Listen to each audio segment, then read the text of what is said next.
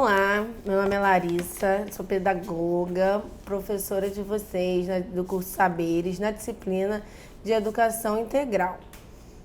A nossa disciplina, ela vai ser dividida em 3 módulos. O módulo 1, a gente vai falar sobre Educação Integral como desenvolvimento humano global. No módulo 2, vamos falar de Educação Integral no DEGASE para entender o contexto da socioeducação relacionado com a educação integral. E no módulo 3, a gente vai entender a educação integral na concepção de uma cidade educadora. A educação integral, ela pode ser entendida por diferentes vertentes. A gente pode falar de tempo, que é o mais comum, né? A gente fala logo de educação integral, as pessoas pensam logo em tempo integral. A gente pode falar de espaço e de desenvolvimento humano. Nessa disciplina, a gente vai abordar, a gente vai usar a concepção sobre desenvolvimento humano global, para a gente entender a educação para além da escola, pela formação humana, pelo educar de forma integral. Significa a gente ir além das habilidades técnicas, é a gente entender o ser humano em toda a sua complexidade, toda a sua diversidade. A gente buscar uma educação que ela dê conta também das habilidades socioemocionais. O foco nessa formação é formar o indivíduo socialmente, preparando para todas as adversidades da vida em sociedade. As situações escolares, elas costumam se limitar apenas aos muros da escola. Então, a gente tem que pensar em educar os jovens para eles aprenderem a viver, a lidar, a se relacionar fora das instituições escolares. Eles aprenderem a viver com as situações do cotidiano. Entre essas habilidades socioemocionais que a gente quer desenvolver com a educação integral, a gente tem a empatia, a paciência, o autoconhecimento, a autonomia, resiliência, criatividade e também comunicação. Então, eu vou falar para vocês um pouquinho da BNCC. Que a BNCC, ela é a Base Nacional Comum Curricular, que é utilizado para a gente entender, conceituar de forma normativa a educação no Brasil, entendendo toda a diversidade que tem no nosso país, todas as educações que precisam ter. Foi criado esse documento que busca normatizar, orientar a formulação dos currículos nacionalmente, tanto nas escolas públicas quanto privadas. Os fundamentos pedagógicos da BNCC, eles se pautam em um compromisso com a educação integral, que é a partir da compreensão das singularidades e diversidades dos sujeitos. Ou seja, eles entendem que somos diferentes e que precisamos pensar em outras educações e não em uma educação só, como uma forma linear, uma linearidade onde todo mundo aprende igual, onde é tudo igual. Não é assim que acontece, não é assim que existe. Então, a proposta da BNCC é promover uma educação voltada para o desenvolvimento do aluno em suas diferentes dimensões formativas.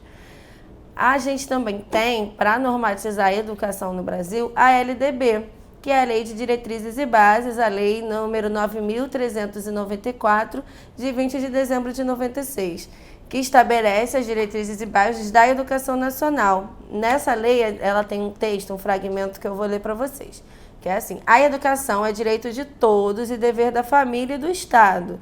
Terá como base os princípios da liberdade, os ideais da solidariedade humana e, com o fim, a formação integral da pessoa do educando, a sua preparação para o exercício da cidadania e a sua qualificação para o trabalho. Então, pessoal, o que vocês estão entendendo até agora sobre educação integral? Eu posso dizer para vocês que a ideia é estimular o desenvolvimento dos estudantes em todas as suas potencialidades. E além dos aspectos cognitivos e intelectuais, os processos pedagógicos, que também devem se articular com as dimensões físicas, a gente educar o corpo inteiro, não é só dentro, é fora também. E socialmente e culturalmente também. Então, dessa forma, a educação integral, ela considera que as dimensões físicas, sociais, culturais e intelectuais, elas também têm que ser intencionalmente reconhecidas. A gente tem que intencionalmente criar ferramentas, criar propostas para estimular, para fazer essa estimulação. E a gente tem que articular dimensões de desenvolvimento integral que assegura as crianças na compreensão das questões do corpo, do autoconhecimento. Além disso, a gente, seguindo esse ideal da educação integral, a gente pode permitir uma leitura e compreensão das questões sociais do mundo, do jovem ter uma educação crítica, dele entender criticamente as relações sociais do mundo e a sua atuação no coletivo e seu exercício da cidadania. Considerando, inclusive, o pensamento analítico crítico, é a gente tornar esse jovem crítico. Mais do que a gente aprender matemática, português e história, a gente também tem que se informar como um ser humano global. A gente tem que aprender a lidar com a sociedade, com as questões, receber, filtrar o que a gente recebe, ser crítico sobre os acontecimentos ao nosso redor. Então, a gente pode pensar no currículo, e que um currículo integrador, ele coloca o aluno na centralidade do processo educativo. A educação ele tem que se pautar pelo aluno, o aluno é o centro dela. E uma dos principais princípios da educação integral é o desenvolvimento global dos sujeitos, que está ligado também com os contextos de vida. É a gente também reconhecer os espaços, mapear as potências dos educandos e também como essas potências ocorrem, os seus agentes, os seus espaços, os seus objetos, as dinâmicas e os saberes dos lugares, os saberes locais, das comunidades. Também é importante a gente entender o espaço geográfico onde essa criança, esse jovem se encontra e a gente levar um pouco disso, do que ele já sabe, dos seus saberes prévios também para a educação. Trabalhar a importância do currículo e de criar múltiplas formas de aprendizado e experiências plurais significativas, elas estão relacionadas tem que estar relacionada ao interesse desses jovens. E usar esses jovens como ponto de partida para a prática educativa. Pensar uma educação ambiental também, por que não? Nos apropriando das intencionalidades pedagógicas, a gente colocando nossa intenção no nosso fazer pedagógico, para integrar os saberes locais aos saberes acadêmicos, ele aumenta a pertinência, ele aumenta a inclusão, isso aumenta a experiência e o concreto, ele leva para o campo do concreto o que antes era o imaginário. Por isso que é muito importante a gente fazer esse trabalho, esse exercício, de trazer os interesses dos jovens, de buscar o que eles querem aprender também. O aprendizado ele não é uma via de mão única, ele só acontece com 2, com 3, não acontece sozinho e todo mundo tem um pouquinho para ensinar, né? E todo mundo tem um pouquinho para aprender. É muito comum a gente confundir a educação integral com a educação de tempo integral, mas por que isso? Porque em outros momentos a gente já presenciou esses termos sendo associados, né? A ideia de mais tempo como mais eficácia de ensino. Só que eles não levam a pensar na qualidade desse ensino, na qualidade dessa educação e nas formas de melhorar e integrar esses espaços, as atividades e os conteúdos escolares.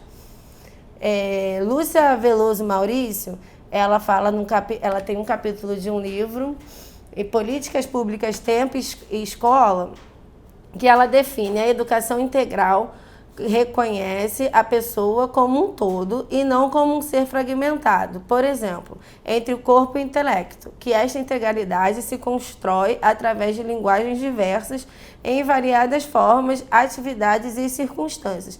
O desenvolvimento do aspecto afetivo, cognitivo, físico, social e outros se dá conjuntamente. Ou seja, pensar em educação é pensar nessa formação conjunta, entender que a gente se desenvolve em diferentes espaços e diferentes aspectos. Então, eu vou explicar para vocês sobre 2 concepções de educação integral. A sociohistórica, que está voltada para a formação do ser humano, e a contemporânea, que ela tem um termo que ganha outras dimensões significativas, por exemplo, a proteção social. A gente também vai falar um pouco no nosso curso sobre educador social. Historicamente, a educação integral ela tem um objetivo de formação humana mais completa.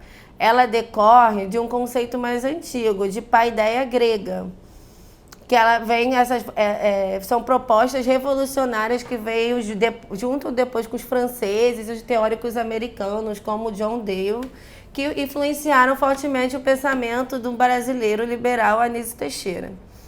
Então, o pensamento da ação liberal, ele se instaurou no Brasil lá no começo do século XX e perdura até hoje.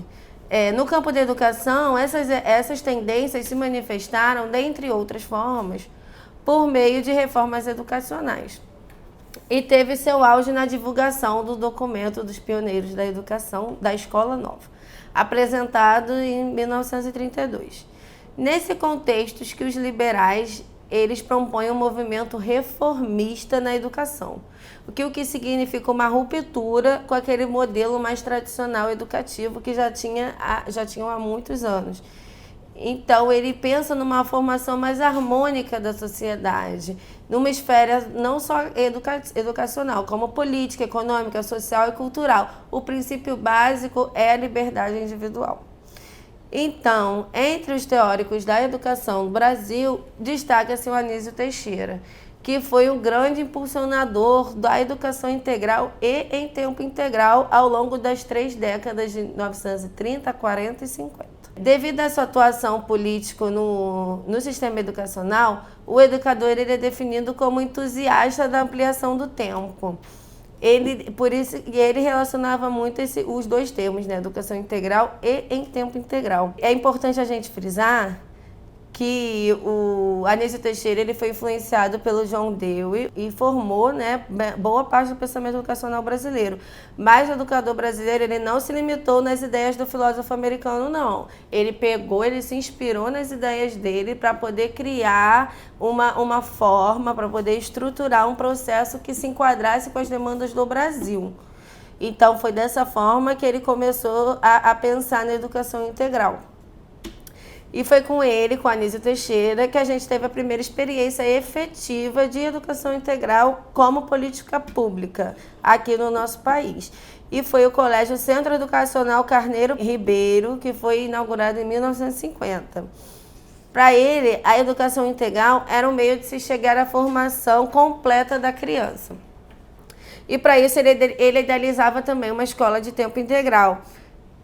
Então, nessa perspectiva, evidencia que a discussão sobre a educação integral e em tempo integral, como política, ela vem desde a época do Manifesto, dos pioneiros da educação nova, em 1932. Mas eles ganham nova relevância nos percussores da escola nova. Mas isso se materializa em política pública só no século XX. E com as ideias implantadas, né, por Anísio Teixeira no Centro Educacional Carneiro Ribeiro, que fica em Salvador, na Bahia. Mais tarde, em outro contexto político, a gente teve o Programa Especial de Educação do Estado do Rio de Janeiro, que fez os Centros Integrados de Educação Pública, os CIEPs. Os CIEPs foram implantados por Darcy Ribeiro em 1980 e 90 e os CIEPs eles também usavam da ideia de educação integral. Foi criado nessa concepção. O Darcy Ribeiro ele se apoiou nos ideais do Anísio Teixeira para poder sustentar a defesa de uma escola em tempo integral. E aí ele já entendia uma questão mais de política, de justiça social, democrática e humana. O antropólogo, né, Darcy Ribeiro, ele entendia as dificuldades que o Brasil tinha para incorporar os setores populares na agenda dos benefícios sociais. Então, diante disso, ele defendia que ampliar o tempo da escola nas instituições públicas era uma forma de política social, da gente diminuir a tradição elitista que tem até hoje no nosso país. Outras experiências de escola pública em tempo integral nos moldes do CIEP ocorreram também no século XX. Na década de 90, mas, no entanto, as políticas públicas que se configuraram como programas educacionais, elas não vingaram. Mas vocês quiserem pesquisar um pouco mais, vocês podem pesquisar os exemplos das escolas parque, escolas de classe e escolas parques de Anísio Teixeira. Nesse sentido, a gente pode entender que a concepção sócio-histórica da educação integral, ela não esgota as possibilidades de compreensão da temática. Mas isso ocorre principalmente porque hoje a concepção no país, ela abarca diversas outras estratégias de ações mais variadas para o público, né? Variadas como? Com as demandas da atualidade. Essas ações elas já estão se multiplicando e é na escola uma instituição social com o objetivo de favorecer, né, o desenvolvimento das potencialidades humanas. Então, dessa forma, a escola pública atual ela vem atuando de uma outra forma, além de formar cidadãos, eles estão formando, porque há novas demandas nesses espaços educativos. Então, a gente pode entender que as políticas de educação integral e em jornada integral, elas são ampliadas, elas vêm surgindo do processo educativo e da própria escola, para poder atender às novas demandas da sua sociedade. Dessa forma, o conceito de educação integral, ele inclui cidades, espaços, recursos e acontecimentos com tempo estratégico para o aprendizado dos adolescentes e dos habitantes. Assim, a centralidade ela passa a ser no território e nas experiências vividas nesses espaços. Então, por isso, os processos educativos eles precisam reconhecer as forças presentes nos territórios, nos serviços públicos, nos agentes educativos e nas trocas culturais. Desse modo, as crianças vão conseguir se relacionar com elas. E isso que dá vida às redes de aprendizagem. É a gente construir redes de ensino, né? Pensando nessa educação integral. Pensando na educação para além da escola. Daí surge a necessidade da gente associar, hoje em dia, que é bastante presente, a educação integral com a ampliação da jornada escolar e políticas voltadas para o campo educativo. Nesse sentido, a educação integral ela pode ser entendida como uma possibilidade de garantir condições favoráveis de vida e, consequentemente, proteção social ao sujeito.